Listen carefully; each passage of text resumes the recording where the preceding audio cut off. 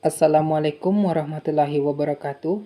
Perkenalkan, nama saya Fadila. Saya berasal dari Fakultas Ilmu Keolahragaan, Program Studi Ilmu Keolahragaan.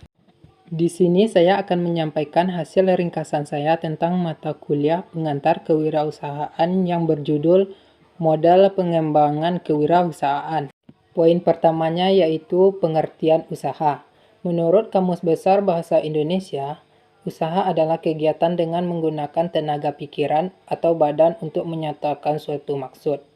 Usaha adalah melakukan kegiatan secara tetap dan terus-menerus dengan tujuan memperoleh keuntungan, baik yang diselenggarakan oleh perorangan maupun badan usaha yang berbentuk badan hukum atau tidak berbentuk badan hukum, yang didirikan dan berkedudukan di suatu daerah di suatu negara. Poin keduanya yaitu tahapan pengembangan usaha.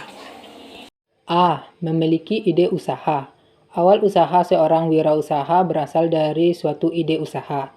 Ide usaha dapat muncul setelah melihat keberhasilan bisnis orang lain. Selain itu, ide usaha juga dapat timbul karena adanya sense of business yang kuat dari seorang wirausaha. B. Penyaringan ide atau konsep usaha. Penyaringan ide-ide usaha akan dilakukan melalui suatu aktivitas penilaian kelayakan ide usaha secara formal maupun dilakukan secara informal. C. Pengembangan rencana usaha, business plan. Komponen utama dari perencanaan usaha yang akan dikembangkan oleh seorang wirausaha adalah perhitungan proyeksi rugi laba dari bisnis yang dijalankan. D. Implementasi rencana usaha dan pengendalian usaha. Dalam kegiatan implementasi rencana usaha, seorang wirausaha akan mengerahkan berbagai sumber daya yang dibutuhkan seperti modal, material, dan tenaga kerja untuk menjalankan kegiatan usaha. Poin ketiga yaitu jenis-jenis strategi pengembangan usaha. Menurut Fred R. David, strategi dapat dikelompokkan atas 4 kelompok strategi, yaitu A. Strategi integrasi vertikal. Vertical Integration Strategy. Strategi ini mengkehendaki agar perusahaan melakukan pengawasan yang lebih terhadap distributor, pemasok, dan atau para pesaingnya. Misalnya melalui merger, akuisisi, atau membuat perusahaan sendiri. Strategi intensif. Intensive Strategy. Strategi ini memerlukan usaha-usaha yang intensif untuk meningkatkan posisi persaingan perusahaan melalui produk yang ada. C. Strategi diversifikasi. Diversification Strategy. Strategi ini dimaksud untuk menambah produk-produk baru.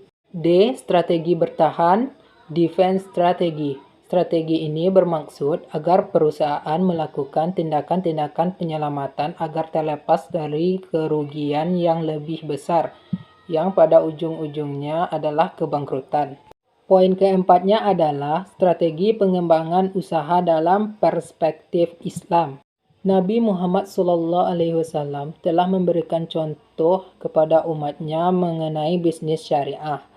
Sebelum memulai bisnis, pembisnis harus menyusun dan menetapkan dan melaksanakan strategi bisnisnya terlebih dahulu.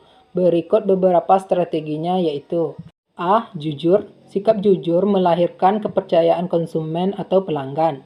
Kepercayaan akan melahirkan kesetiaan konsumen.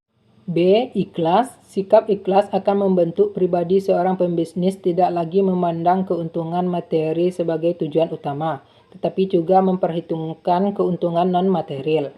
C. Profesional. Seseorang yang profesional biasanya mempunyai sikap selalu berusaha maksimal dalam mengerjakan sesuatu atau dalam menghadapi suatu masalah. D. Silaturahim. Silaturahmi menjadi dasar membina hubungan baik tidak hanya dengan pelanggan dan investor saja, tetapi juga dengan calon pelanggannya dan bahkan dengan kompetitornya. E. Niat suci dan ibadah. Islam menegaskan keberadaan manusia di dunia ini adalah untuk mengabdikan diri kepada Allah Subhanahu wa Ta'ala. F. Menunaikan zakat, infak, dan sedekah. Menunaikan zakat, infak, dan sedekah hendaknya menjadi budaya pembisnis syariah. Menurut ajaran Islam, Harta yang digunakan untuk membayar zakat, infak, dan sedekah tidak akan hilang, bahkan menjadi tabungan kita yang akan dilipat gandakan oleh Allah di dunia dan di akhirat sehingga menyuburkan bisnis. Sekian hasil presentasi saya. Hanya itu yang dapat saya sampaikan. Mohon maaf jika ada kesalahan dan kekurangan. Assalamualaikum warahmatullahi wabarakatuh.